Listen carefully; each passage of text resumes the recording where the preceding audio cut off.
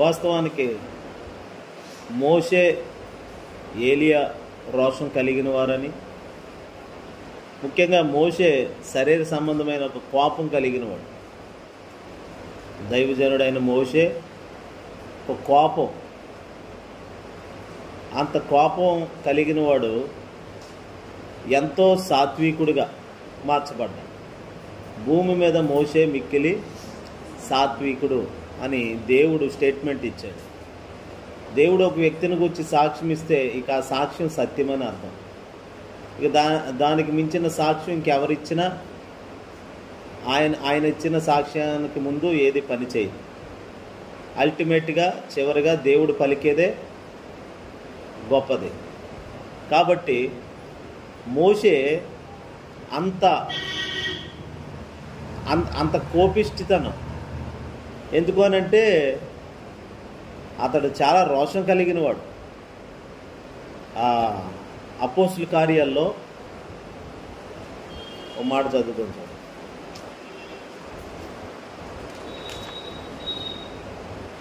ఏడవ అధ్యాయము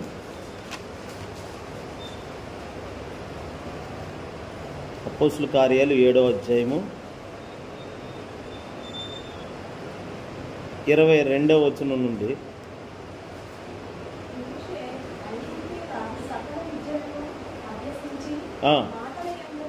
మాటల యందు కార్యముల యందును ప్రవీణుడై ఉండెను. అతనికి 40 ఏండ్లు నిండ వచ్చినప్పుడు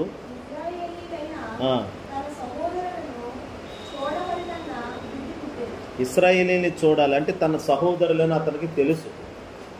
అతను ఎక్కడి నుండి వచ్చాడో, వచ్చినవాడు ఇప్పుడు 40 సంవత్సరాలు తను జీవించిన జీవితం ఎక్కడ జీవించాడో మోషేకి బాగా తెలుసు. ఫరో ఇంట్లో జీవించాడు 40 సంవత్సరాలు. ఇప్పుడు ఫరో ఇంట్లో జీవించిన కాలం 40 సంవత్సరాలు. ఫరో ఇంట్లో నుండి బయటికి వెళ్ళాలనుకుంటున్నాడు ఇప్పుడు 40 ఏళ్ళు నిండిన తర్వాత. ఎందుకని? ఇశ్రాయేలీని చూడాలని, నా సహోదరులు ఒకసారి చూడాలి వాళ్ళు ఎలా ఉన్నారు అని. బుద్ధి పుట్టెను అని చూస్తాం. అక్కడ తప్పిపోయిన కుమారుడికి బుద్ధి పుట్టిన తర్వాత ఇంటికి వచ్చాడు. సరైన మార్గంలోకి నడిపించబడతారు. బుద్ధి అంటే వాక్యము అని అర్థం. వారికి వాక్య దర్శనంలోనైనా, వాక్యము స్వరం ద్వారానైనా దేవుడు మాట్లాడినప్పుడు, దైవ దర్శనం కలిగినప్పుడు ఏదోటి సరైన వేలోకి వెళ్తారన్నమాట. తప్పిపోయిన కుమారుడికి బుద్ధి వచ్చినప్పుడు తండ్రి ఇల్లు గుర్తొచ్చింది. తండ్రి ఇంటికి వెళ్ళాడు. అందుకనే తప్పిపోయిన వాళ్ళందరికీ బుద్ధి పుట్టించండి ప్రభు అని ప్రార్థన చేయాలి మనం. హల్లెలూయా. సరైన మార్గంలో లేనోళ్ళ కొరకు వాడికి బుద్ధి దయచండి ప్రభు, బుద్ధిని పుట్టించండి, వాక్యాన్ని పంపించండి అని ప్రార్థన చేయాలి. ఆయన తన వాక్కును పంపి వారిని బాగు చేసిను అని వాక్యంలో రాయబడి, వారు పడిన గుంటల నుండి ఆయన వారిని విడిపించెను అని కూడా ఉంటుంది. అంటే దేవుడు తన వాక్కును పంపించి విడుదల చేస్తాడు. ఇప్పుడు తప్పిపోయిన కుమారుని అలాగే బుద్ధిని కలిగించి, అంటే గ్రహింపు అనమాట, అప్పుడు ఇంటికి పంపించి. ఇప్పుడు మోషే జీవితంలో కూడా ఇక్కడ మనం చూస్తాం బుద్ధి పుట్టింది.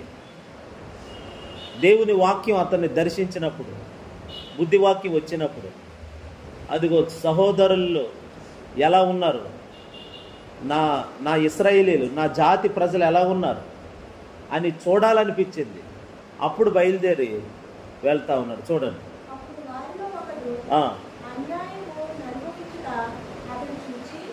ఇశ్రాయేలీల్లో ఒకడు అన్యాయం అనుభవిస్తున్నాడు. అన్యాయం అనుభవించే ఒకరిని చూచి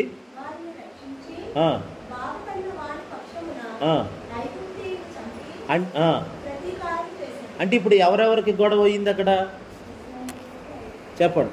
ఇశ్రాయేలీయుడికి ఐగుప్తీయుడికి ఇద్దరు కలిసి కొట్టుకుంటున్నారు.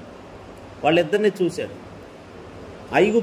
ఐగుప్తీయుడి వలన ఇశ్రాయేలీయుడు చాలా బాధపడుతున్నాడంట. కీడు అనుభవించడం మోషే చూశాడు. ఇదంతా చూసి అప్పుడు బుద్ధుడు ఉన్నాడు చూడండి, బుద్ధుడు అతను కూడా అలాగే ప్రజలు ఎలా ఉన్నారో చూద్దామని బయటకు వచ్చాడు. వాళ్ళ కష్టాలు ఇవన్నీ తీర్చాలనుకున్నాడు. ఏమో ధ్యానంలోకి వెళ్ళిపోయాడు కొన్ని సంవత్సరాలు. చెప్తారు అలాగని.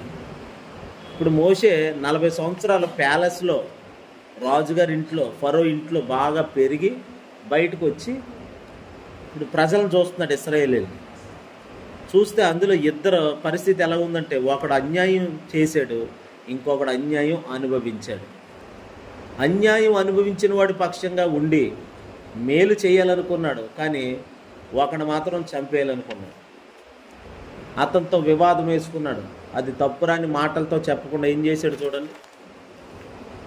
వాని పక్షమున ఐగుప్తిని చంపి ప్రతీకారము చేశాడు. ఐగుప్తిని చంపేశాడు. చంపేసి ప్రతీకారం చేసేసాడు. ఇక ఈ గొడవ ఉండదు కదా అన్నట్లు. చూడండి, అంటే సమాధాన పరచాలనుకున్నాడు, కానీ ఇద్దరిలో సమాధానం లేదు. ఒకరికి సమాధానం కలిగినా కానీ ఒకడు సమాధానం అనుభవించకుండానే సమాధి చేయబడ్డాడు. ఎందుకంటే చంపేశాడు కాబట్టి. అంటే ఎంత కోపం ఉండుంటుంది. టెంపర్ అన్నమాట. మోషేలో చాలా టెంపర్, కోపం, ఆవేశం. ఇవన్నీ ఏమైనాయి అని అంటే, దేవుని మహిమ మోషేలో ఉన్న కోపాన్ని విరిచేసింది. హల్లెలూయా. దేవుని మహిమ, దేవుని వెలుగు, మోషే భరిస్తున్నటువంటి ఆ మహిమ, ఆ వెలుగు, ఆ తేజస్సు, ఆ సేనాయి పర్వతం దగ్గరకు వచ్చినప్పుడు సేనాయి కొండ మీద ఒక దర్శనం చూశాడు. కళ్ళ కట్టినట్టుగా మండుచున్న పొదను చూసి, పొదలో నుండి దేవుని స్వరం విని, పొద అగ్నితో మండుతుంది కానీ అది కాలిపోవట్లేదు. ఆ పరిస్థితి అంతా, దర్శనం అంతా చూసి, పొదలో ఉన్న దర్శనాన్ని చూసి, ఇంకా అది మహిమ. ఆ మహిమను ఎప్పుడైతే చూశాడో, చూసిన మహిమ మోషేలో ఉన్నటువంటి కోపావేశాన్ని మొత్తాన్ని విరిచేసింది. మనం దేవుని మహిమను చూసినప్పుడు, ఆ మహిమ మనల్ని తాకినప్పుడు మనలో కోపం విరిగిపోతుంది. యేసునామం విరిగిపోవాలంతే. కోపములో ఉన్నవాడు ఇక దేనిని గురించి ఆలోచించడు. కోపావేశము వలన భయంకరమైన అనర్థాలు జరుగుతాయి. జైల్లోకి వెళ్తే, సెంట్రల్ జైలుకి వెళ్తే, వాళ్ళని ఒకవేళ మనం ఖైదీలను అడిగితే, ఏదో అండి కోపంలో అలా చేసానండి, కోపం వచ్చిందండి, కోపం వచ్చింది, తట్టుకోలేకపోయాను, ఇంకా అందుకే చంపేసానండి అంటే, మరణం వెనకాల కోపం ఉంటుంది. గర్వం ఏమో నాశనానికి తీసుకెళ్తుంది అని ఉంది బైబిల్లో.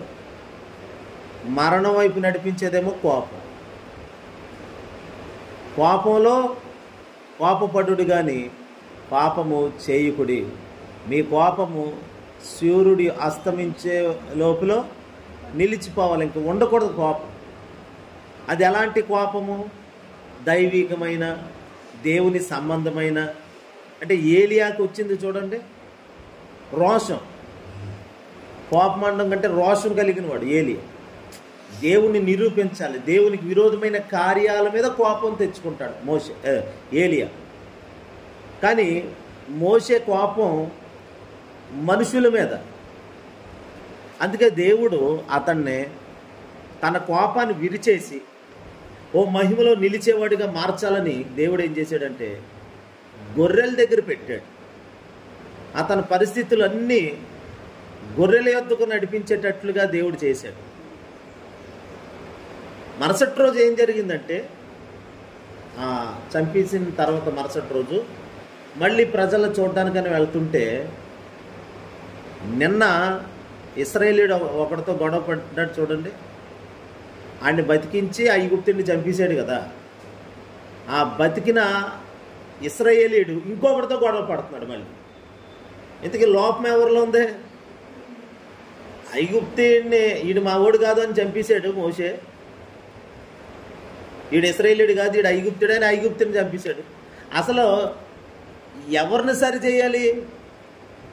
ఎంట గెలిచి రచ్చ గెలాలి అన్నట్లుగా తీర్పు ఇంటి యొద్దనే ఆరంభమగు కాలము వచ్చి ఉన్నదని వాక్యం సెలవిస్తుంది. అంటే మనల్ని మనం సరి చేసుకోవడం మొదట, మన ఇంటి వారిని సరి చేసుకోవడం. ఇప్పుడు ఇదే ఇశ్రాయేలీయుడు మరుసటి రోజు ఇంకొకటితో గొడవ వేసుకున్నాడు. అప్పుడు మళ్ళీ మోషే ఏంటి అబ్బాయి ఏంటి గొడవ ఏంటని మళ్ళీ వెళ్ళాడు. అంటే మోషేకు గొడవలు అంటే ఇష్టమేమో. కొంతమందికి ఎక్కడైనా దెబ్బలాట్లు అయితే చూడాలని వినాలని, నాకు అదే అలవాటు ఉండేది. ఎక్కడైనా గొడవ జరిగితే ఖచ్చితంగా నేను వెళ్ళి చూడాలని అక్కడ చాలాసేపు ఉండి వచ్చేవాడిని గొడవల దగ్గర. దేవుని మహాకృపను బట్టి ఇప్పుడు అలాంటి చెడ్డ అలవాటుని దేవుడు తీసేసాడు. హల్లెలూయా. చూడండి ఆ వచనాలు చూద్దాం. 25వ వచనం నుండి 25వ వచనం నుండి.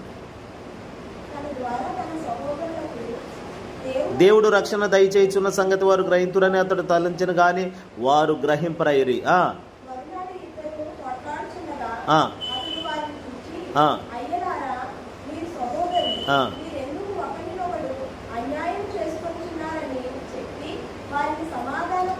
అంటే సహోదరులు అంటే అన్నదమ్ములు అనుకోండి. మీరిద్దరు అన్నదమ్ములు, ఒకే ఇద్దరు ఇశ్రాయేలీలే. హల్లెలూయా. ఇద్దరు కూడా ఇశ్రాయేలీలే. ఆ ఇద్దరు పరిస్థితి ఏంటి? ఇప్పుడు పోట్లాడుకుంటుంటే అయ్యలారా మీరిద్దరు సహోదరులు వద్దు అని సమాధాన పరచాలనుకున్నాడు. మరి ముందు రోజు ఏం చేశాడు? వీడు మనోడు కాదు అని ఐగుప్తుని చంపాడు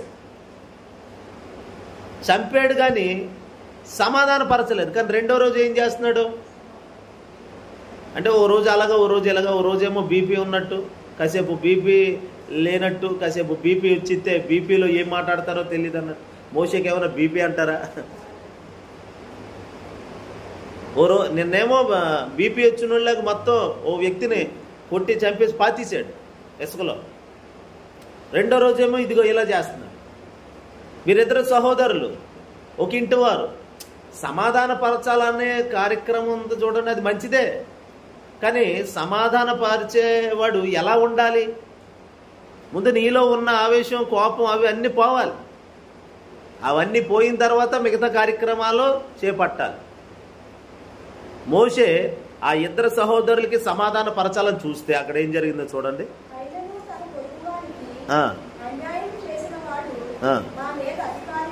అయినను తన పొరుగువానికి అన్యాయం చేసిన వాడు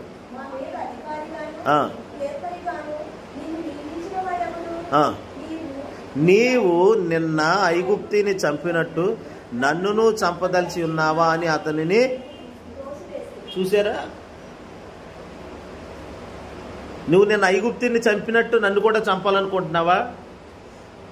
అంటే నిన్న గొడవలో ఉన్నది ఎవడో? ఇతనే. ఐగుప్తీయుడితో గొడవ పడ్డవాడు ఇతనే. అంటే ఇప్పుడు ఆ విషయం చెప్పుకు తిరుగుతున్నాడు వీడు. అలా మోషే ఒక ఐగుప్తుని చంపేశాడు రా అని. అంటే నేను సేవ్ చేయబడ్డాను, కాపాడబడ్డాను అనేవి లేదు.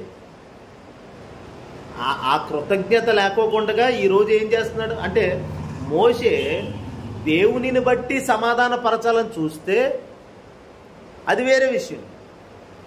కానీ ఇక్కడ మోషే తన వ్యక్తిగతంగా రక్షణ కార్యక్రమాన్ని ప్రారంభించాడు. వ్యక్తిగతంగా సొంతంగా పని ప్రారంభించాడు.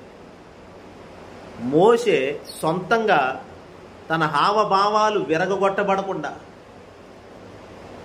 తన యొక్క భావోద్రేకాలు శరీర సంబంధంగా ఉన్నాయి అవి వాటిని మార్చుకోకుండా పని ప్రారంభించేశాడు.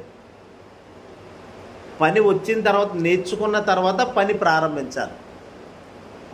ఒక వర్కరు, ఒక ఎలక్ట్రీషియను ఎక్కడైనా నేర్చుకోవాలి. పని నేర్చుకున్నప్పుడు ఎలక్ట్రికల్ వర్క్ నేర్చుకున్న తర్వాత నేను ఎలక్ట్రీషియన్ అని చెప్పుకోవాలి. అప్పుడు నలుగురు పిలిచి పని చేయించుకుంటారు. ఇప్పుడు మోషే ఎక్కడ నేర్చుకున్నాడు? రావడం ఎక్కడి నుండి వచ్చాడు చెప్పండి? ఎక్కడి నుండి వచ్చాడండి?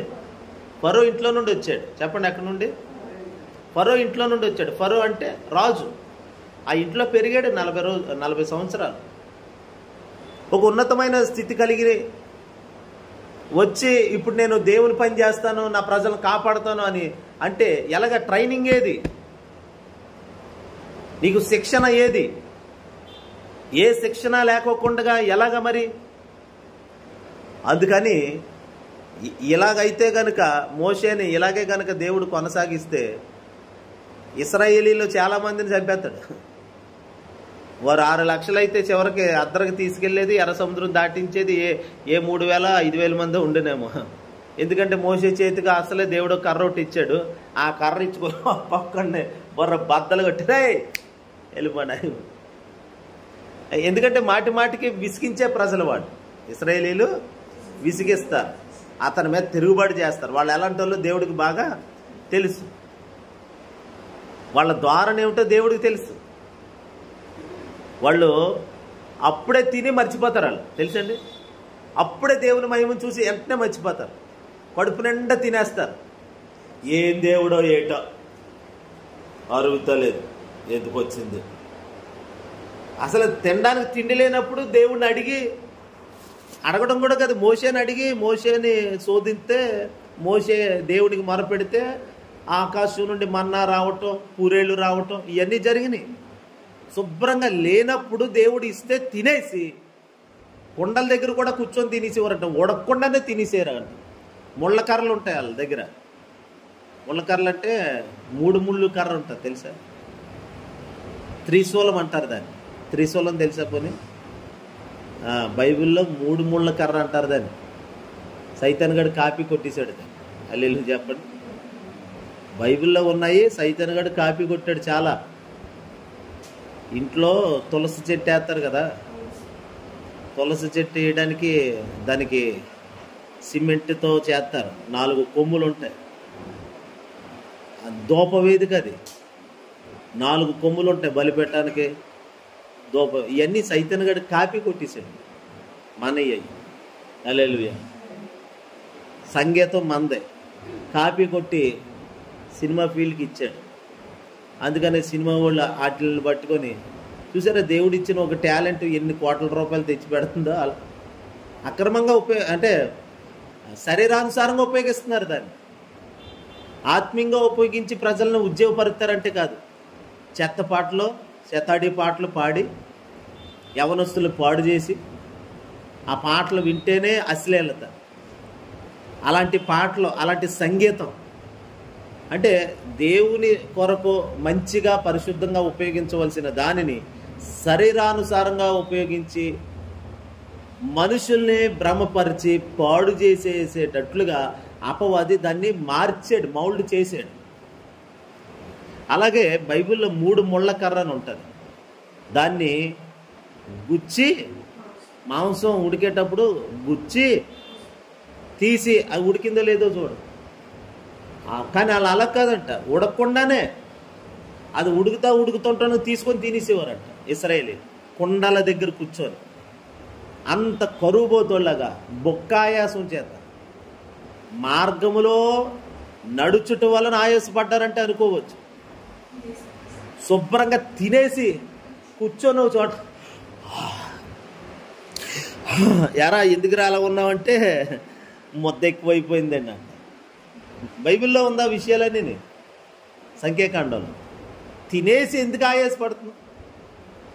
తిండి ఆయాసం వచ్చే వరకు తిండి తినేసేవంటే సైతాన్ గడు తినిపించేస్తున్నాడు, దెయ్యం పట్టేసిందని అర్థం. తెలుసండి, మీకు చెప్పాను కదా, ఒక అమ్మాయి ఇక్కడ ఇంత అన్నం తినేసిందంటే వాళ్ళ అమ్మ నాకు చెప్తుంది. కబురు పంపితే ప్రార్థన చేయండి, మా అమ్మాయి వండిన అన్నం అంతా తినేసిందండి అని అంటే వెళ్తే చెప్తుంది. నిన్న కూడా అలాగే తినేసిందండి, మధ్యాహ్నం తినేసింది, ఇప్పుడు కూడా తినేసింది, ఏంటో తెలియలేదండి. కుండడన్నం తినేసిందంట ఒక్క పిల్ల. అప్పుడు చిన్నపిల్ల ఇప్పుడు ఎదిగినట్టు ఉంది, కాలేజీకి పోతుంది ఇప్పుడు అమ్మాయి. ఇక్కడ 4 పిల్లలు ఆవిడ, 2 ఆడపిల్లలు, 2 మగ పిల్లలు, కావల పిల్లలు. హల్లెలూయా.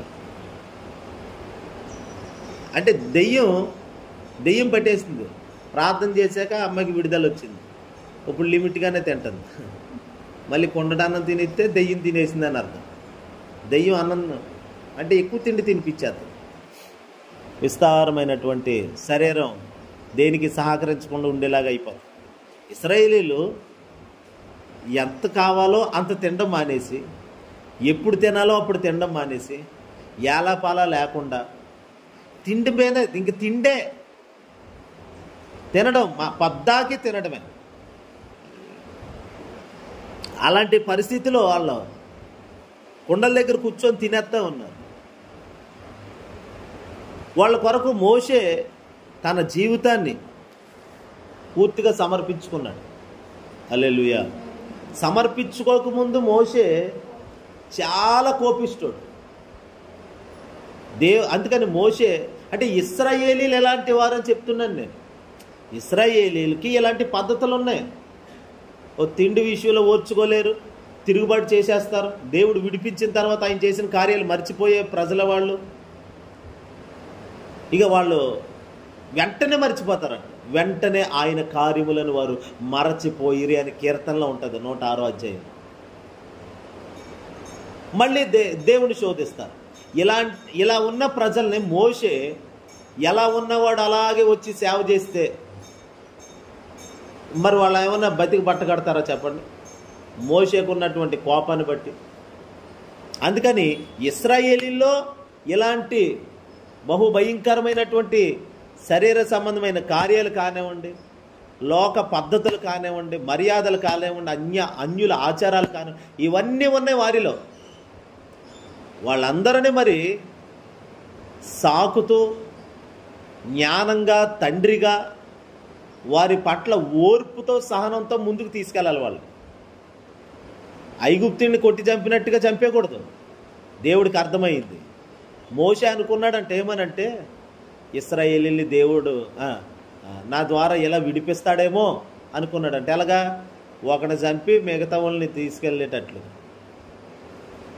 ఆ పని దేవుడు చెయ్యాలి. అది దేవుడు అల్టిమేట్గా మనిషికి ఇచ్చినటువంటి వ్యవధి సమయం ఉంటుంది. ఆ సమయంలో మారకపోతే అయితే ఇటు లేకపోతే అటు, అంతే. దేవునికి ఆప్షన్లు దేవుడు 2 ఆప్షన్లు ఇస్తాడు. వాడు ఎంతో మూర్ఖుడు. మారి వరకు ప్రేమతో వెంటాడుతాడు.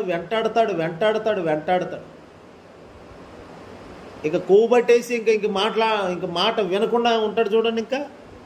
ఇంకా పశ్చాత్తాపంగానే అయ్యో తప్పు ఇది అని ఇంకా తల బిరిసి ఎక్కిపోయి కఠినమైపోయి హృదయం కఠినమైపోయి కఠినపరుచుకొని తెలిసి ఉండి కూడా అలాగుంటే వాళ్ళని సాతానుకు అప్పచెప్పేస్తాడు దేవుడు. మరణానికి వెళ్ళిపోతారు. లేకపోతే వాళ్ళు మారితే మారుస్తాడు. మార్చడానికి ఆయన ప్రేమ, లేకపోతే అలా వదిలేస్తాడు అంతే. వాళ్ళ నాశనాన్ని వైపు వెళ్ళిపోతారు. ఆయన ఏమో నాశనం చేయక్కర్లే. ఆయన ప్రేమను అర్థం చేసుకోకపోవటమే పెద్ద నాశనం. నాశనం అంటే ఏదో అని కాదు. మరణం అంటే క్రీస్తు ప్రేమను అర్థం చేసుకోకుండా బ్రతకడమే మరణకరమైన జీవితం. అంతే. ఆయన ప్రేమను వదిలేస్తేనే మరణం. అంతే. ఆ ప్రేమను పట్టుకుంటే జీవం. ఆయన ప్రత్యేకంగా వీడు మారతలేదని ఆయన ఏదో యాక్సిడెంట్లో చంపేయడమో లేకపోతే ఏదో కీడు వచ్చేసి ఇలా చేసేయడమే. ప్రభు ఎలాంటి ఏం చేయడు. ప్రభు ప్రేమ చేత తాలిమి చేత ఓర్చుకుంటాడు. ఆయన దీర్ఘశాంతం కలిగిన దేవుడు. ఆయన మనుషుల్ని క్షమిస్తూ ఉండే దేవుడు. అయితే క్షమిస్తున్నాడు కదా అని చెప్పి ఆయనకే ఆయన ప్రేమకే ఎదురు తిరిగితే ఆ ప్రేమే కాస్త కాఠిన్యంగా మారితే పరిస్థితులు ఇంకో రకంగా మారిపోతాయి అన్నమాట. మోషేకి ఇలాగైతే కాదు. అయితే మోషే ద్వారా రక్షణ జరిగించాలి. మోషే ద్వారా ఇశ్రాయేలీయులను విడిపించాలి. ఇది మాత్రం ఖాయం. కానీ ఇప్పుడు మోషే ఎలాగున్నాడో అలా పనికిరాడు. కొంచెం చెక్కబడాలి మోషే. హల్లెలూయా. ఓ మహిమ కలిగిన అనుభవంలోకి రావాలి మోషే. నిత్య మహిమలో నిలబడాలి మోషే. దేవుడు ఎప్పుడో మోషే పట్ల ఒక ఉన్నతమైన ప్రణాళికను సిద్ధం చేసి ఉంచాడు దేవుడు. అయితే మోషేకి ఇంకా అర్థం కాలేదు. మోషేకి అది అర్థం అవ్వాలంటే ఇదిగో జరుగుతున్న పరిణామాలు ఎలాగున్నాయంటే, ఇప్పుడు ఈరోజు న్యాయం చేద్దామని వచ్చాడు మోషే. వాడు అంటాడు కదా, నిన్న ఐగుప్తుని చంపినట్టుగా నన్ను కూడా చంపేయాలనుకుంటున్నావా? చూడు ఫరోతో నీ సంగతి చెప్తాను చూడు అని సవాల్ చేశాడు. చూడండి అక్కడ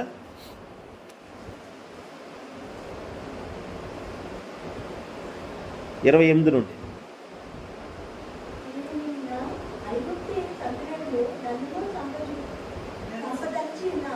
అని అతనిని త్రోసివేసెను. మోషే ఆ మాట విని పారిపోయి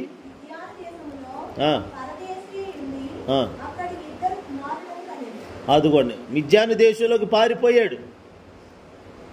ఆ మాట విని పారిపోయాడు. ఏ మాట?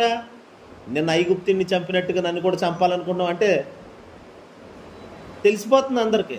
ఫరోకి ఆ మాట వినబడితే అంటే ఇదిగో ఫరో ఇంట్లో నుండి వచ్చిన ఫరో కుమారుడు ఎవరిని చంపాడు? చెప్పండి అమ్మ, ఎవరిని చంపాడు? ఎవరిని చంపాడండి? నిన్న ఐగుప్తుని చంపాడు. చెప్పండి ఎవరిని? ఐగుప్తుని చంపాడు. ఇశ్రాయేలీయుడు వేరు, ఐగుప్తీయుడు వేరు. ఇశ్రాయేలీయుడి పక్షంగా మోషే ఐగుప్తుని చంపాడు. ఇప్పుడు ఈ విషయం కనుక ఫరో ఇంట్లో తెలిస్తే ఎలా ఉంటుంది? ఫరో ఎవరు? ఐగుప్తీయుడు. ఐగుప్తు దేశం అది. అసలు ఐగుప్తు దేశంలో ఫరో కుమారుడు వచ్చి ఐగుప్తీయుడిని చంపాడంటే అది ఎంత పెద్ద కేసు అనుకున్నారు మరి? హల్లెలూయా. లేకపోతే ఇప్పుడు ఒక ప్రధానమంత్రి గారి ఇంటికి సంబంధించిన వ్యక్తిని మామూలు వ్యక్తి వెళ్ళి కొట్టి చంపాడంటే అది ఎంత పెద్ద కేసు. ఇప్పుడు ఈ ఐగుప్తీయుడు ఫరో ఇంటికి సంబంధించినోడు కావచ్చు, లేకపోతే వాడు ఆ బలం చూసుకొని ఇశ్రాయేలీయుడి మీద తిరగబడుతున్నాడేమో. ఇది చూసిన మోషే ఇశ్రాయేలీయుడిది న్యాయము, ఐగుప్తుడిది అన్యాయము అని తీర్పు తీర్చేసి కొట్టి చంపేశాడు. వాస్తవానికి అన్యాయస్తుడు ఎవడు? అదిగో ఇశ్రాయేలీల్లో. సరిచేస్తే వాడు సరిచేయబడాలి హృదయంలో. మోషే చేసిన ఈ పని మళ్ళీ ఆక్షేపించబడుతుంది. ఆహా, నిన్న చేసినట్టు ఇప్పుడు కూడా ఈరోజు నా విషయంలో చేద్దాం అనుకుంటున్నావా అని ఇలా ప్రశ్నించేసరికి ఆ మాట విని భయంతో పారిపోయాడు. పారిపోయి ఎక్కడ? మిద్యాను దేశానికి వెళ్ళిపోయాడు. అరణ్యంలోకి వెళ్ళిపోయి అక్కడ ఇత్రో అనే ఒక వ్యక్తి ఇంట్లో చేరి అతనికి 5 కుమార్తెలు అనుకుంటా, అందులో ఒక కుమార్తెను పెళ్లి చేసుకున్నాడు. 5 6 ఒక కుమార్తెను పెళ్లి చేసుకున్నాడు. పెళ్లి చేసుకొని అక్కడే తన మామ మంద, గొర్రెల మంద ఉంటే పశువుల మంద, దానిని మేపుకుంటూ ఉన్నాడు. ఆ గొర్రె ఎందుకంటే మరి ఐగుప్తుకు వచ్చాడంటే వేసేస్తారు. ఫరోకి తెలిసిందంటే ఇంక అయిపోయినట్టే. ఫరో వాళ్ళు కూడా వెంబడించినప్పటికీ కూడా మోషే పారిపోయాడు. పారిపోయి అక్కడ దాక్కొని అక్కడ పశువులు మేపుకున్నాడు. ఎన్ని సంవత్సరాలు అంటే 40 సంవత్సరాలు. మొత్తం మీద ఫరో ఇంట్లో 40 సంవత్సరాలు, అరణ్యంలో గొర్రెలు మేపడానికే 40 సంవత్సరాలు. ఇప్పుడు గొర్రెల వెనకాల తిరిగి ఆ పొలాలు అయ్యి ఎంతసేపు కూర్చోాలండి? ఉదయం గొర్రెలు కాపరి ఇప్పుడు గొర్రెల్ని తీసుకొస్తారు, లేకపోతే గేదెల్ని మేపుతారు.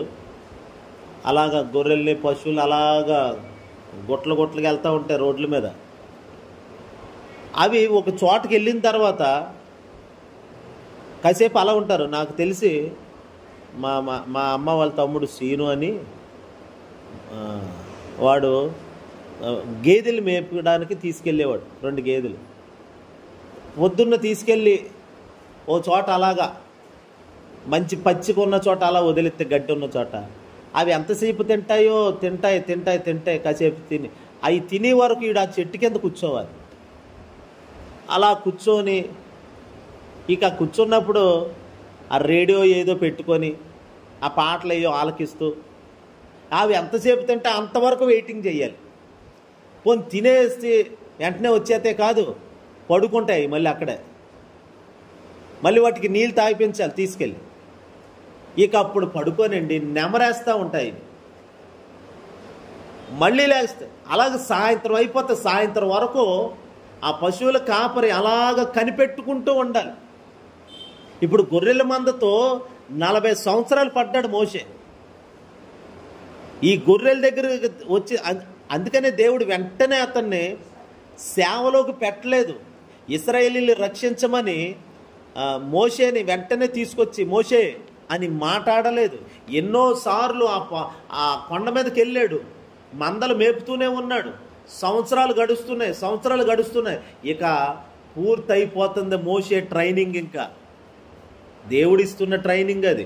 కొన్నిసార్లు మనం అనుకుంటాం ఈ బాధలు ఎందుకు, ఈ కష్టాలు ఎందుకు అని. దేవుడు అక్కడ పెట్టాడు అంతే, మనకు తెలియదు అది. ఆ మర్మం, ఈ మర్మం గొప్పదే. దేవుడే కొన్నిసార్లు అలాగ నడిపిస్తాడు.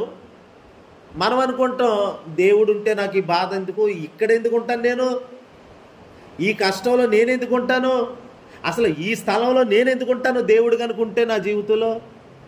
దేవుడు కనుక నన్ను ఒక చూపు చూస్తే నేను ఇక్కడ ఉన్నా ఇంకో స్థితికి వెళ్ళిపోతాను. కాదు, దేవుడు చూడబట్టిగా నిన్ను ఇక్కడ పెట్టాడు దేవుడు. హల్లెలూయా. ఈ ఇంట్లో తీసుకొచ్చి పడేసాడండి దేవుడు, ఈ పరిస్థితుల్లో పడేసాడండి దేవుడు. హల్లెలూయా. నేను అప్పుడప్పుడు ఆలోచిస్తే అటు గుడి మధ్యలో ఇక్కడ ఎందుకు, ఇక్కడ మీకు అర్థం అవడం కోసం చెప్తున్నాను, ఇక్కడ అని ఆలోచించాను. ఇక్కడ ఎందుకంటే ఇగో దేవుడు చెప్తున్నాడు కదా, కొన్ని నేర్పించడానికి, కొన్ని పాఠాలు నేర్చుకోవడానికి, మనలో ఏవో ఉన్నాయి అవన్నీ బయటికి పోవటానికి. హల్లెలూయా. మనకి కూడా కొంచెం అవగాహన రావటానికి. సేవలో రేపు అన్నాడు నేను ఒక్కనే కదా, నాతో పాటు చూస్తూ వింటూ ఇక్కడ జరుగుతున్న పరిస్థితులు ఏమిటో మీరు కూడా చూస్తున్నారు, మీకు అనుభవపూర్వకంగా నేర్పించడానికి.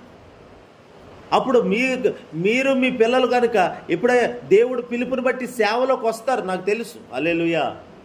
అప్పుడు ఆ సేవలో ఇలాంటి పరిస్థితులు ఎదురైతే, ఒకప్పుడు పాలకొల్లులో 2 గుళ్ళ మధ్యన ఒక చోట మాకు చిన్న మందిరం ఉండేది. అప్పుడు ఒక వ్యక్తి ఇలాగ ఇబ్బందిగా ఉండేది పరిస్థితి. మధ్యలోనే ఆరాధనలో ఉంటే వచ్చి అభ్యంతరపరిచేటట్లుగా చాలా. అలాగే ఇంకో చోట ఒక ఇంట్లో అయితే తలుపులు వేసుకొని చెమటలు పట్టిపోయిన, కరెంటు పోయినా అలాగే ఉండి ఆరాధన చేసి, ఇవన్నీ అప్పుడు మీ కడుపును పుట్టిన పిల్లలు సేవ చేస్తుంటే వారి సేవలో వచ్చే కష్టాలకే మీరు ఇలాంటి సమాధానం ఇచ్చి వారిని ధైర్యపరచవచ్చు, పాఠాలు నేర్పించవచ్చు వాళ్ళకి. ఇవన్నీ మనకి పాఠాలు మాత్రమే. మరి పాఠాలు నేర్చుకున్నప్పుడు, లెసన్ నేర్చుకున్నప్పుడు, పాఠాలు ఒక రోజు అయిపోతాయి, పరీక్షలు అయిపోతాయి, ఆ తర్వాత రిజల్ట్స్ ఉంటాయి కదా. ఆ రిజల్ట్స్ గొప్పగా ఉన్నాయనుకోండి, పాస్ అవుతాం, ఇంకొక అనుభవంలోకి వెళ్తాం కదా మనం. ఆ రిజల్ట్స్ గొప్పగా ఉండాలంటే, ఆ పరీక్షల్లో మనం పాస్ అవ్వాలంటే అదిగో కొంచెం ఓర్చుకోవాలి, నేర్చుకోవాలి. మోషే 40 సంవత్సరాలు ఆ హోరేబు పర్వతానికి అటు సైడ్ ఆ చుట్టుపక్కల మేపేవాడు మందలు. ఏ రోజు ఏదో ఒక పొదలో ఉండి, సరే మోషే వచ్చేసాడు కదా, అమ్మయ్య హోరేబు పర్వతానికి వచ్చాడని 42వ సంవత్సరంలో మోషేకి 42వ సంవత్సరంలో మోషే అని పిలిచలేదు దేవుడు. 50 సంవత్సరాలు వచ్చినాయి మోషేకి, పిలలేదు. 60 పిలవలేదు, 70 పిలవలేదు, 75 పిలవలేదు, 78 పిలవలేదు, 79 పిలవలేదు, 80. హల్లెలూయా. ఇక వచ్చేసింది 80 సంవత్సరం. మోషేకు కాలింగ్ వచ్చేసింది దేవుని యొద్ద నుండి. అంటే 40 సంవత్సరాలు తిరగనిచ్చాడు, పాఠాలు నేర్చుకున్నాడు, గొర్రెల వెనకాల తిరిగాడు. ఇశ్రాయేలీయుడు కదండి, ఇశ్రాయేలీయులకి కొన్ని కట్టడలు, నియమాలు, నిబంధనలు ఉన్నాయి కాబట్టి ప్రార్థనా అనుభవాలు ఇవన్నీ గొర్రెలతో తిరిగి జీవితం అంటే ఏంటో తెలుసుకొని వడబోసి అనుభవం పెరిగి, హల్లెలూయా, అన్నీ వచ్చినాయి. తోడతానే బ్యాగ్ వేసుకొని వచ్చేసి బైబిల్ పట్టుకొని వచ్చి సేవకు వచ్చిస్తే ఏముండదు. కొన్ని అనుభవాలు ఇలా నడిపిస్తారు. ఇప్పుడు మనకి ఇక్కడికి వచ్చి 10 సంవత్సరాలు అయింది. ఈ చిన్న సంఘంతోనే అలా ముందుకెళ్తున్నాం. ఇప్పుడు ఇంకో సంఘం కావాలని ప్రార్థన చేయాలనిపించింది నాకు. హల్లెలూయా. ఇంకో సంఘం కూడా ఈ ప్రభువా, తోడతానే పాల్గొలు రాగాను 10 సంఘాలు ఇచ్చే ప్రభు అని నేను ఎప్పుడు అడగలేదు. ఇప్పుడు అడగాలనిపించింది, ఒక్క సంఘాన్ని ఈ ప్రభువా, ఇంకొక సంఘాన్ని ఈ ప్రభువా. హల్లెలూయా. అడగకూడదని కాదు, ఆయన నేర్పించేటప్పుడు నేర్చుకుంటూ కొంచెం టైం పట్టిన తర్వాత అప్పుడు ప్రభుని అడిగితే దానికి ఏమన్నా ప్రతిఫలం దొరుకుతుంది మనకి. హల్లెలూయా. నేను ఎప్పుడు ఇంకో సంఘం కావాలని ఏ రోజు నేను ప్రార్థన చేయించలేదు, నాకు తెలిసి. మరి మీకు కూడా గుర్తే ఉంటుంది. ఈ 21 రోజుల ఉపవాస ప్రార్థనలో ఈ పట్టు చేయిస్తున్నాను. ఇంకో సంఘం కావాలి, మా కొత్త సంఘం అని. హల్లెలూయా. సంఘాలు కట్టబడాలి ఇక మీదట. హల్లెలూయా. ప్రభు చిత్తమై మన పరిచర్య ద్వారా అనేక చోట్ల సంఘాలు కట్టబడాలి. ఇవన్నీ చేసాం ప్రార్థన. కానీ పర్టికులర్గా ఇప్పుడు ఒక సంఘం కావాలి, మాకు ఇంకోటి కావాలి పరిచర్య అని అడుగుతున్నా. అయితే గమనించండి దేవుని బిడ్డ, మోషే కోపం అదిగో గొర్రెల వెనకాల తిరిగేటప్పుడే దేవుడు విరిసేసాడు. అది ట్రైనింగ్, శిక్షణ కాలం. అది ఆ కోపం విరిగిపోయింది, ఆవేశం, టెంపర్ అంతా పోయింది. గొర్రెల వెనకాల తిరిగి మన దైనందిన జీవితాల్లో మనల్ని దేవుడు ఎక్కడ పెట్టాడో అక్కడ ఉన్నప్పుడు కొన్ని మన జీవితంలోకి అనుమతిస్తాడు. ఉదాహరణకు నిన్న ఆ సహోదరుడు వచ్చాడు, ఆరాధన చేసుకుంటుంటే డోరుగా బాది సీరియస్గా మాట్లాడి మనకి కూడా కోపం వచ్చేలాగే మాట్లాడి వెళ్ళాడు. ఇక్కడ నుండి రివర్స్లో ఒక మాట, మా స్థానంలోకి వచ్చి తలుపు కొట్టి మీ జోలికి రాకుండా ఇక్కడుండి ప్రార్థన చేసుకునే వాళ్ళని మీరు ఎలా అన్నారేంటి అని ఆక్షేపించవచ్చు, అవకాశం ఉంది. ఒక మతోన్మాది ఇతను అని ముద్ర వేసేయచ్చు. ఓర్చుకోండి, సహించుకుంటే, తిరిగి మాట అనకుండా దేవుణ్ణి చూడండి అని మీరు అనడం అంతే. అలాగే ఓర్చుకుంటుంటే ఏదో ఒక కార్యం ప్రభు చేస్తాడు. హల్లెలూయా. మనకు నేర్పిస్తున్నాడు దేవుడు. మనలో ఓర్పు ఎంత ఉందనేమో. వాళ్ళు వీళ్ళు వచ్చి మనల్ని అనటం, ఇంతమంది మధ్యలో బహిరంగంగా అతను కేకలు పెట్టి తిట్టడం, ఇతరులు విన్నప్పుడు అది మనం ఎలా ఫీల్ అవుతాం? అప్పుడు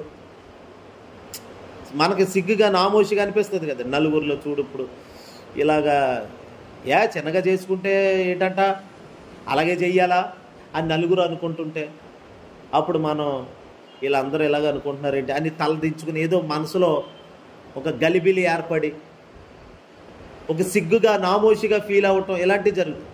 కానీ ఎవడు నా నిమిత్తము నన్ను మనుషులు ఎదుట ఒప్పుకుంటాడో నేను తండ్రి ఎదుట ఆ వ్యక్తిని ఒప్పుకుంటానని అన్నాడు ప్రభు. అందుకని ఎవడునో ఆయన నామము నిమిత్తము సిగ్గుపడనక్కర్లేదు. నిన్నో మొన్నో చెప్పాను కదండి, ఆ వాక్యం నిన్న నెరవేరింది మన జీవితంలో. పేతురు రాసిన మొదటి పత్రిక చూడండి, శ్యామలక్కల ఇంట్లో చెప్పాను ఆ మాట. పేతురు రాసిన మొదటి పత్రికలో 4వ అధ్యాయము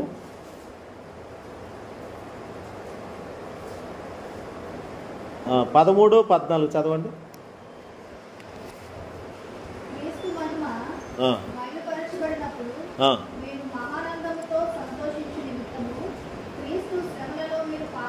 క్రీస్తు శ్రమలలో మీరు పాలివారై ఉన్నంతగా సంతోషించండి.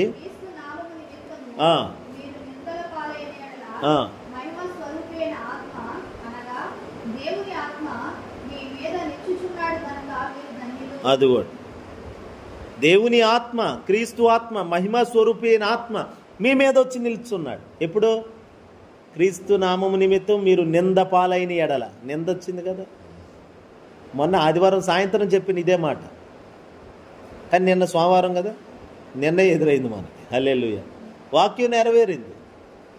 అంటే మన మీద ఎవరున్నారో అర్థం అవ్వాలి. ఇప్పటికైనా దేవుడు రుజువు చేస్తూ ఉంటాడండి మన జీవితంలో. ఇలాగా ఆదివారం సాయంత్రం దేవుడి ప్రత్యక్షత మనకి ఇచ్చాడు. నిన్న ఉదయం సోమవారం తెల్లారితే సోమవారం ఉదయమే ఆ వాక్యం యొక్క నెరవేర్పు. మనము అప్పులు చేసుకొని అప్పుల ద్వారా తిప్పలు పడిపోయి దేవుని కోసం శ్రమ పడుతున్నానండి కాదు కదండి. అది దేవుని కోసం శ్రమ కాదు కదా. కానీ నిన్న మనం ఆరాధన చేసుకుంటున్నాం, చక్కగా పరిశుద్ధాత్మతో నింపబడుతున్నాం. కానీ ఒక వ్యక్తి వచ్చి మనల్ని ఆక్షేపణ చేసి ఓ నింద వేసేసి వెళ్ళాడంటే దేవుని నిమిత్తం మనకు ఒక నింద వచ్చింది. హల్లెలూయా. ఆ నింద వచ్చింది కాబట్టి మనం ధన్యులమయ్యం యేసునామం. ఇప్పుడు మన మీద ఎవరున్నారంట చూడండి, అక్కడ ఏముంది? మహిమా స్వరూపి అయిన ఆత్మ మీ మీద నిలుచుచున్నాడు. ఏ ఆత్మ అంటది? నిన్న వచ్చిన వాళ్ళందరి మీద ఏ ఆత్మ ఉన్నట్టు మరి? అది మరి హల్లెలూయా. మన మీద మహిమా స్వరూపి అయిన ఆత్మ ఉంది. దేవుని కొరకు నువ్వు ప్రార్థన చేసుకుంటున్నావు, ఆరాధన చేసుకుంటున్నావు, నువ్వు ఎవరికి అభ్యంతరంగా లేవు. కానీ అవతలోళ్ళు కావాలని నువ్వు నాకు అభ్యంతరంగా ఉన్నావని వచ్చి మరి ముద్రేసి నిందేసి వెళ్ళారంటే మన మీద ఖచ్చితంగా పరిశుద్ధాత్ముడు పని చేస్తున్నాడు. దిగిలిపడి పని లేదు, బాధపడకూడదు, సంతోషించాలి. మహా ఆనందమని 13వ వచనంలో ఏమన్నాడు చూడండి మరోసారి. 13వ వచనం అసలు 12 నుండి చదవండి.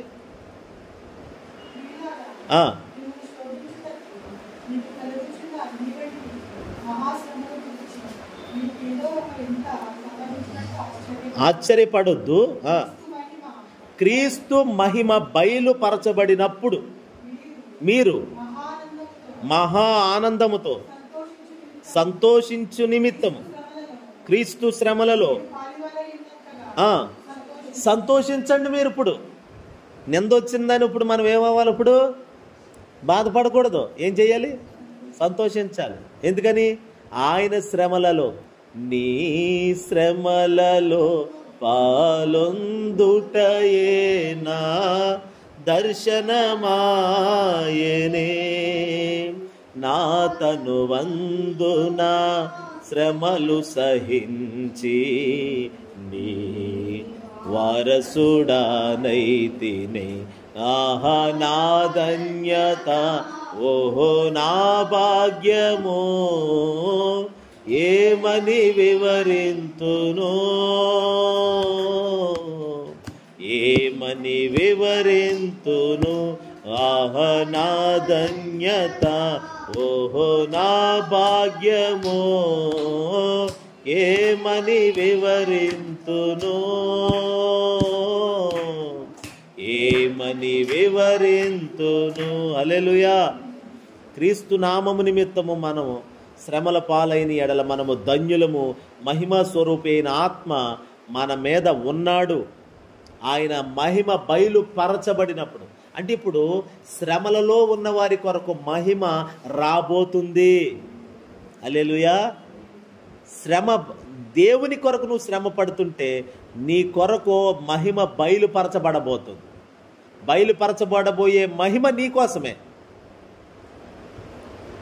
ఎవరి కోసం పడితే వాళ్ళ కోసం కాదండి, తిని పడుకునే వాళ్ళ కోసం కాదు, స్వామరులుగా మందమతులుగా ఉండేవారి కోసం మహిమ కాదు, శ్రమలు పడుతున్న వారి కొరకు మహిమ ఉన్నది.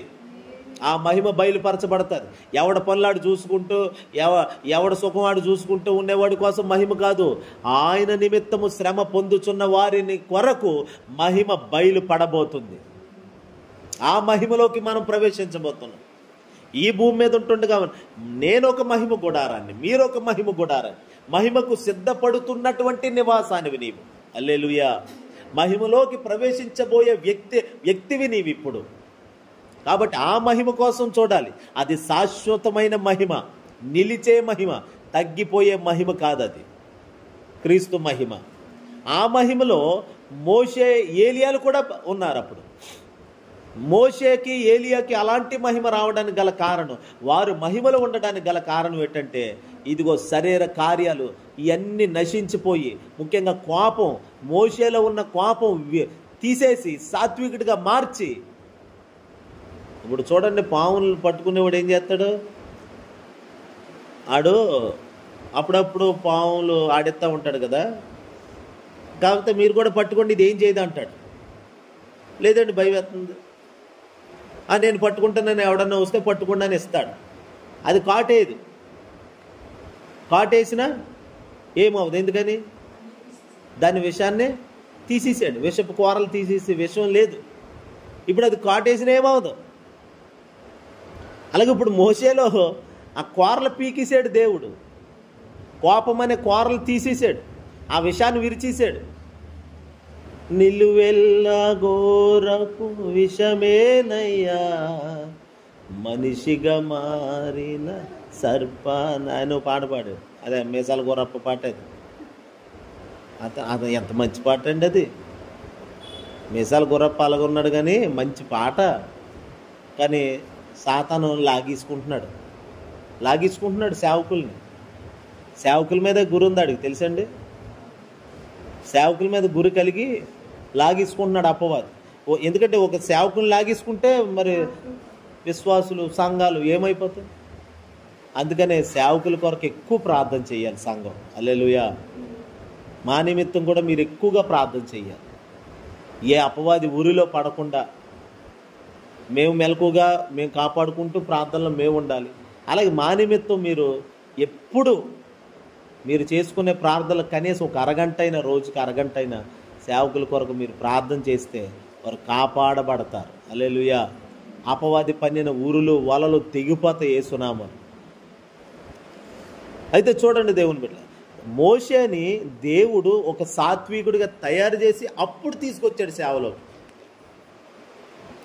ఇప్పుడు దేవుని చేత మోషే సాత్వికుడిగా మార్చబడి, గతంలో కూడా సాత్వికం కోసం చాలా విషయాలు మాట్లాడు. ఆ ప్రసంగాలు వింటే ఇంకా అర్థమవుతుంది.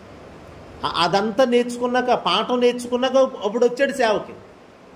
ఇప్పుడు ఇశ్రాయేలీని నడిపించాలి. ఇశ్రాయేలీని నడిపించుటకు దేవుడు అతన్ని ఎన్నుకున్నాడు. ప్రణాళిక అప్పటికి మోషేని పిలిచేటప్పటికి మోషే పట్ల దేవునికి ఉన్న ప్రణాళిక, ఆలోచనలు అర్థం కాలేదు. దేవుడే అతన్ని నడిపిస్తున్న మార్గమని గమనించుకోలేకపోయింది. ఆ ఐగుప్తులో ఫరో ఇంట్లో 40 సంవత్సరాలు గడిపాను, గొర్రెల దగ్గర మిద్యాను అరణ్యంలో 40 సంవత్సరాలు గడిపాను. ఏమిటి నా జీవితం ఎలాగా అంటే జీవితాన్ని కూర్చిన ఒక దర్శనం వచ్చేసింది. ఇప్పుడు జీవితం అంటే ఏంటో బాగా అర్థమయ్యింది మోషేకి. మన జీవితం ఏమిటో మనం అర్థం చేసుకున్నాం. చిన్న జీవితం. ఈ చిన్న జీవితంలో మోషేకి 80 సంవత్సరాలు దేవుణ్ణి తెలుసుకోవడానికి, దేవుణ్ణి దగ్గర పాఠాలు నేర్చుకొని ఇక ఒక దేవునికి ఒక సరైన పాత్రగా మారటానికి 80 సంవత్సరాలు పట్టిందండి. అంటే నేర్చుకున్న సమయం ఎక్కువ, పని తక్కువే. కానీ తక్కువ పని అయినా సరైన పని చేశాడు. హల్లెలూయా. పని తక్కువే ఉన్నా పర్లేదు, ఎక్కువ నేర్చుకుంటే మంచిది. మన సేవ ఇంకా అభివృద్ధి పడతలేదు, నేర్చుకుంటున్నాం. మనం చివరిలో ఎక్కువ పని చేయించుకుంటాడేమో దేవుడు. నేను ఎప్పుడు అలాగే అనుకుంటాను. ఈ సేవకు రాకముందు నుండి, విశ్వాసం ఉన్నప్పటి నుండి ఏదో నోట్లోకి మాట అనేవాడు.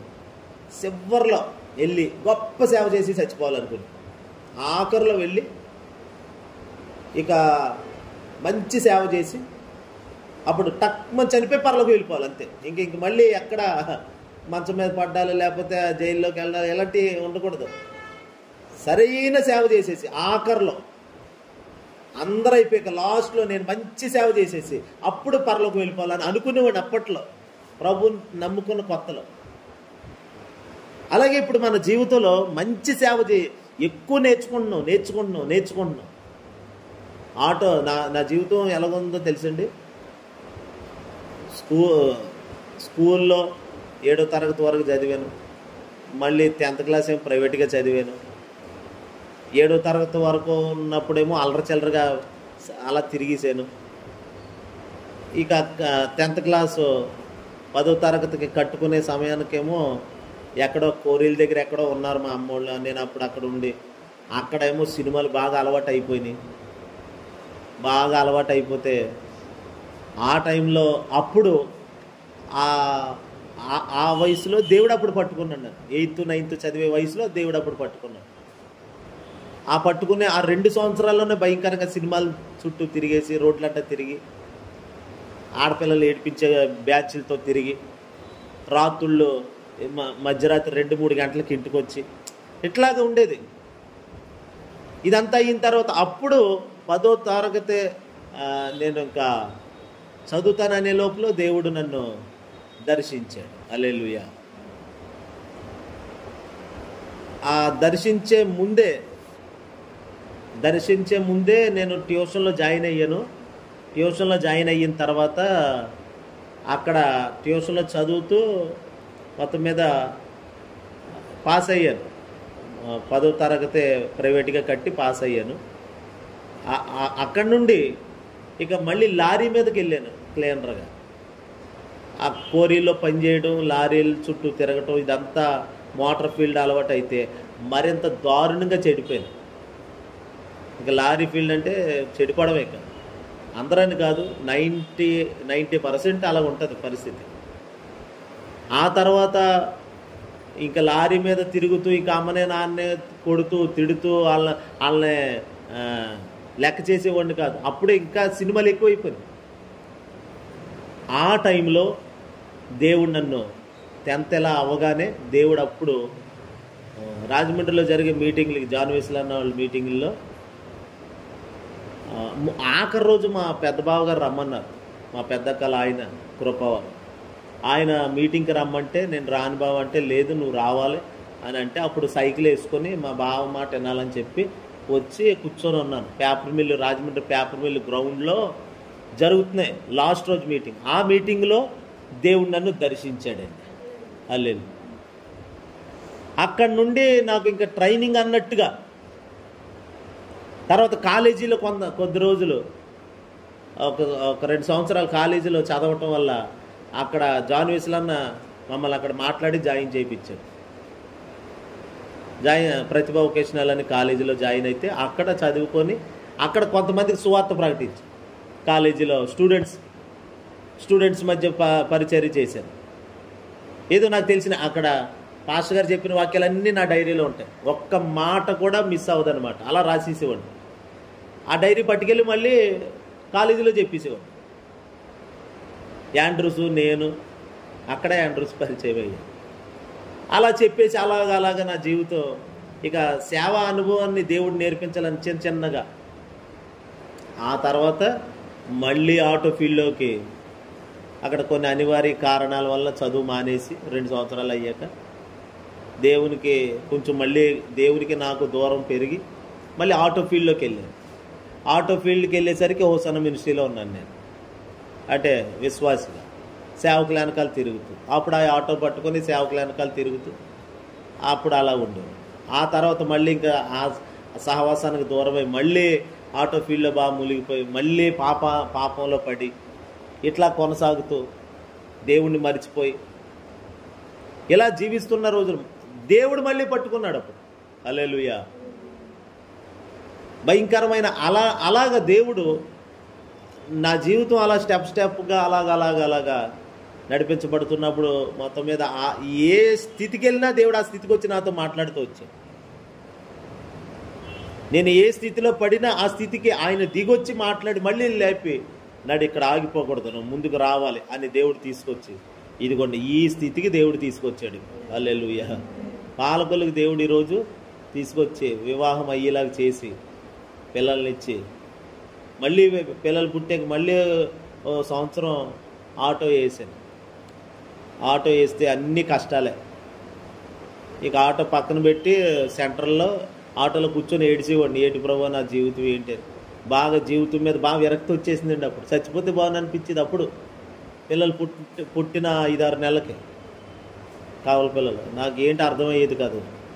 ఆ ఆటోకి వెళ్ళినా డబ్బులు వచ్చాయి కదా, అందరికీ బాగానే ఉండేది, నాకేంటి ఎలాగ ఉంటుందని అట్లాగే ఏడుస్తూ ఉంటే అప్పుడు మేము ఉపవాస ప్రార్థన చేసుకుందామని మేమిద్దరం నిర్ణయించుకొని ఏవునేమో కొవ్వూరు పంపించి నేనేమో మా ఇంట్లో ఉండి ప్రార్థన చేసుకుంటే అప్పుడు దేవుడు నా కుమారుడను పాలకొల్లు వెళ్ళాలని ప్రభు చెప్పాడు. అప్పుడు హల్లెలూయా. అప్పుడు దేవుడు చెప్పాక నేను కదిలి ఇక మా నాన్నోళ్ళకి చెప్తే అక్కడ ఎవరున్నారు ఏంటి నువ్వు వెళ్ళి ఏం చేస్తావు అని వాళ్ళకి గద్దించినా కానీ మళ్ళీ దేవుడు చెప్పేవాడు, ఆవిడకి చెప్పేవాడు, నాకు చెప్పేవాడు. ఇక ఇద్దరం నేను ఒకసారి వద్దామని చెప్పి ఆనందాన్ని ఒక పాస్టర్ గారు ఉండేవారు, ఆయన చనిపోయారు, బౌల్ హెడ్ ఉండేది. ఆయన చెప్తే సరే తమ్ముడు సరే చూసి వద్దాం దేవుడు చెప్పాడు అంటున్నావు కదా అని పాలకొల్లు వచ్చి అదంతా తిరిగి చూసాం. ఆ ఎడ్ల బజారు, ఆ కాజా అవన్నీ వెళ్ళాం. ఎక్కడికి వెళ్ళాలో ఎటు వెళ్ళాలో తెలియదు, ఆయనే బండి మీద తీసుకొచ్చాడు, నాకేం తెలియదు. సరే చూసాం. ఆ తర్వాత నాగరాజపేటలో ఒక ఇల్లు దొరికితే ఆ నాగరాజపేటలో అక్కడ ఆ ఇల్లు తీసుకొని మీరు వచ్చారు కదా అక్కడ ఉన్నాం అనమాట. దేవుడు రాజు అని ఆయన పెట్టుకుంటే ఆ ఇంటి ఆవిడ ఒక్క ఆవిడే వచ్చి ప్రాంతంలో కూర్చునేది. అప్పుడప్పుడు వాళ్ళ అమ్మాయి ఉండేది, ఆ అమ్మాయి వచ్చి కూర్చునేది. 5 రూపాయలు 10 రూపాయలు కానుక వేసేవారు అంతే. వారమంతా అదే కానుక, లేక 20 రూపాయలు వేసేవారు. ఆ 20 రూపాయలతో చిన్న పిల్లలండి, ఆ పిల్లల్ని ఇంక దేవుడే చూశాడు. మా మామయ్య గారేమో కూరగాయలు ఇవన్నీ తెచ్చిస్తా ఉండేవారు. మా నాన్నగారు రెంటకి ఎంతో కొంత సాయం చేయాలని ఆయన ప్రయాసపడేవారు. నన్ను తీసుకొచ్చిన పాస్టర్ గారే మొదటి అడ్వాన్స్ కూడా నా దగ్గర లేదు. అప్పుడు నేను ఇస్తాను తమ్ముడు అని చెప్పి ఆయన ఆనంద్ పాస్టర్ గారు కట్టారు. అలాగా ఇక్కడ దేవుడు సేవా జీవితాన్ని ఆరంభింపచేశాడు. హల్లెలూయా. ఏదేదైతే దేవునికి నచ్చనివి ఉంటాయో అన్నీ పెరికేసి తీసేసి ఖాళీ పాత్రలుగా చేసి ఆయన మహిమను నింపి, వాక్యాన్ని నింపి అలా నడిపిస్తూ వాడుకున్నాం. ఇప్పుడు ఇంకా నేర్చుకుంటూనే ఉన్నాం. సేవలోకి వచ్చేసాం, అంతా నేర్చేసుకున్నాం, డెవలప్ అయిపోయాను కాదు. ఇప్పుడు ఇంకా నేర్పిస్తున్నాడు దేవుడు. ఇంకా ఒక స్థితికి ఇంకా వెళ్తాం మనం. ఆ స్థితిలోకి వెళ్ళినా నేర్చుకోవాలి. ఇంకా ఎప్పటికీ కూడా నేర్చుకోవాలండి. అది నేను చెప్పాను. మోషే మహిమలోకి వెళ్ళే వరకు నేర్చుకుంటూనే ఉన్నాడు. మనం ఏ స్థితికి వెళ్ళినా నేర్చుకుని ఉండాలి. అందుకే చూడండి, ప్రవక్తల పాఠశాలని పెడుతున్నాం నెలకోసారి. సేవకులు వస్తున్నారు, 3-4 ఫ్యామిలీలు వస్తున్నారు, ఇంకా విడిగా సేవకులు కూడా వస్తున్నారు. నేను కూడా వాళ్ళతో పాటు నేర్చుకుంటున్నాను. అంతే. నేను ఏదో వాళ్ళకి ఒక టీచర్ని, లీడర్ని ఏం కాదు, నాయకుడిని ఏం కాదు. వాళ్ళతో పాటు నేను నేర్చుకుంటున్నాను. వాళ్ళు నేర్చుకోవడానికి వస్తున్నాను. అందరం కలిసి నేర్చుకుంటున్నాం. అంతే.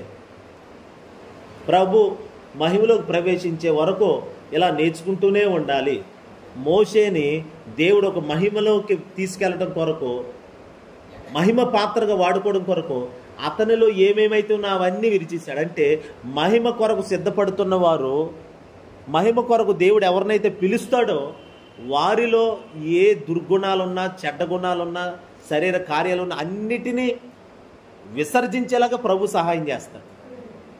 మోషేలో కోపాన్ని విరగ్గొట్టేసిన మహిమది, శరీర కార్యాలను కాల్చివేసిన మహిమది. అలాంటి మహిమ స్వరూపి అయిన ఆత్మ మన మీద నిలిచి ఉన్నాడు ఇప్పుడు. హల్లెలూయా. అందుకే నిందలకు భయపడకుండా దేవుడు ఏ స్థితిలో మనల్ని ఉంచుతున్నాడో అక్కడ పాఠం నేర్చుకోవాలి. ఇప్పుడు అక్కడ నుండి ఇంకో చోటకి వెళ్ళు అంటే అక్కడ కొన్ని పాఠాలు నేర్చుకోవాలి. హల్లెలూయా. నాగరాజుపేటలో కొన్నాళ్ళు ఉన్నాం, 6 నెలలో 7 నెలలో ఉన్నాం. అక్కడ ఆ 7 నెలల్లో కొన్ని పాఠాలు నేర్పించాడు. తర్వాత అక్కడ నుండి మన కృపావరం గారి ఇంటి దగ్గర అక్కడ కొన్ని పాఠాలు దేవుడు నేర్పించాడు. 2 సంవత్సరం అమ్మా, సంవత్సరం ఉన్నావా అక్కడ, సంవత్సరం అక్కడ కొన్ని. ప్రసాద్ గారి ఇంటి దగ్గర సేవలో అని మాట చెప్తున్నారు. సేవా సంబంధమైన పాఠాలు ఇవన్నీ. ఆ ప్రసాద్ గారి ఇంట్లో అక్కడ కొన్ని పాఠాలు నేర్చుకున్నాం. ఇప్పుడు అక్కడ నుండి ఇదిగోండి అక్కడికి వెళ్ళాం. అదేంటది,